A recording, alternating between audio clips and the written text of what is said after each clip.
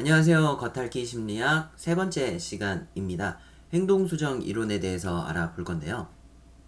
네, 행동수정 이론의 기본 개념은 다음과 같습니다.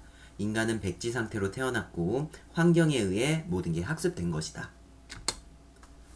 행동수정의 발달 배경은요. 처음에 앞선 영상을 보고 오셨는지는 잘 모르겠지만 고전적 조건 형성이란 게 있습니다. 거기에서 파블로프의 개 실험을 예시로 들었거든요. 종소리를 듣고 개가 침을 흘리게 만드는 것. 네, 식사를 통해서 밥을 통해서 그렇게 만들어 봤는데요. 종소리라는 중성 자극을 침이라는 무조건 자극이 나올 수 있게 식사, 이 조건 자극과 동일한 관계를 만들어서 종소리만 듣고도 무조건 자극이 될 수 있는 이 침이 나올 수 있는 이 관계를 형성하는 것.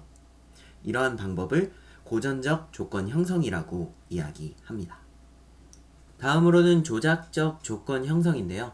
강화를 통해 행동의 빈도를 증가시키는 겁니다. 정적 강화, 부적 강화가 이렇게 두 가지가 있는데 정적 강화는 긍정적인 보상을 해서 어떤 행동의 빈도를 증가를 시키는 겁니다. 예를 들어서 이거를 하면은 초콜릿을 줄게 혹은 사탕을 줄게 도장을 찍어 줄게 라는 방식이 되거든요. 또 예를 들자면은 어떤 카페 같은 데에서 도장 10개를 찍으면은 아메리카노를 준다든가 뭐 그런 것도 어떻게 보면 정적 강화의 예시라고 할 수 있겠죠. 다음으로는 부적 강화입니다. 부정적인 자극을 소거하는 건데요. 여기에서 유의할 점은 부적 강화가 체벌이 아니라는 것입니다. 싫어하는 것을 제거하는 거죠. 이거 하면 그건 안 해도 돼. 예를 들어서 수학과 영어가 있어요. 사실 나는 이 친구가 수학만 해도 상관없어.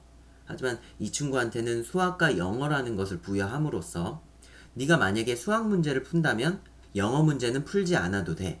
이런 식으로 수학 문제를 풀게끔 유도를 하는 겁니다.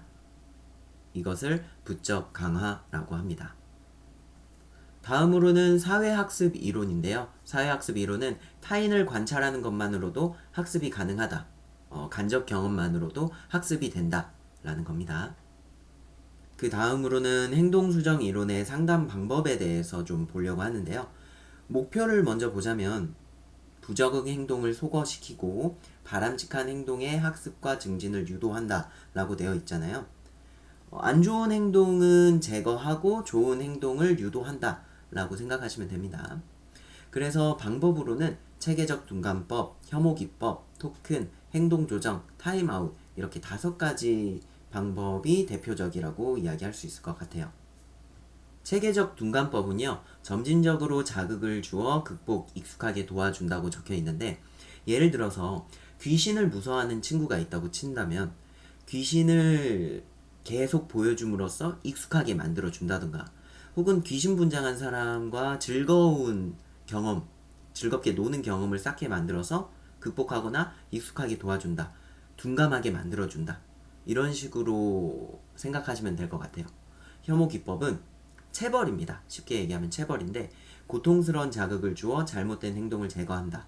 이 친구가 잘못된 행동을 했었을 때 사랑의 매라던가 벌을 준다던가 등의 방법으로 이 잘못된 행동을 혐오하게끔 만드는 겁니다.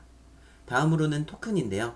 토큰은 어떤 일을 했을 때 잘했다 하면은 선물을 주고 못했다 한다면은 선물을 뺏는 거를 뜻합니다. 다음으로는 행동 조정입니다. 점진적으로 늘려 최종 목표에 근접하게 유도한다라고 적혀 있잖아요. 최종 목표는 큰 과제 전에 하위 목표, 하위의 하위 목표까지 만들어서 조금씩 깨가면서 이겨내가면서 최종 목표에 도달하게끔 만드는 겁니다. 예를 들어 지금 당장 호랑이를 그리기 힘든 친구한테 호랑이를 그리라고 할 수 없으니 선부터, 동그라미부터, 수염부터, 코부터 혹은 고양이부터 그리게끔 만들면서 점점 호랑이를 그릴 수 있게 유도를 하는 거죠. 마지막으로는 타임아웃이란 게 있는데요. 부적응 행동을 할 경우에 하고 싶어 하는 것을 일정 시간 중지를 시키는 겁니다.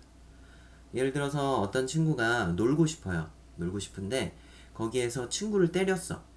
노는 도중에. 그럼 때린 친구한테 가서 이 놀이를 못하게 중지하는 겁니다. 일정 시간 동안. 또 다른 예로는 생각하는 의자. 벽 보고 서 있어. 뭐 이런 게 있겠죠. 정리를 하자면 행동수정 이론의 상담 결론은 현재 행동은 환경에 의해 학습된 것이고 학습을 통해 잘못된 행동을 고칠 수 있고 올바른 행동을 유도해야 된다라는 것이 이 상담 기법의 결론이라고 할 수 있을 것 같습니다. 감사합니다. 오늘 수업은 여기까지고요. 다음 시간에는 인지적 접근 이론에 대해서 이야기를 해보려고 합니다. 네. 지금까지 시청해주셔서 감사하고요. 또 다음 수업 때 보도록 하겠습니다. 감사합니다.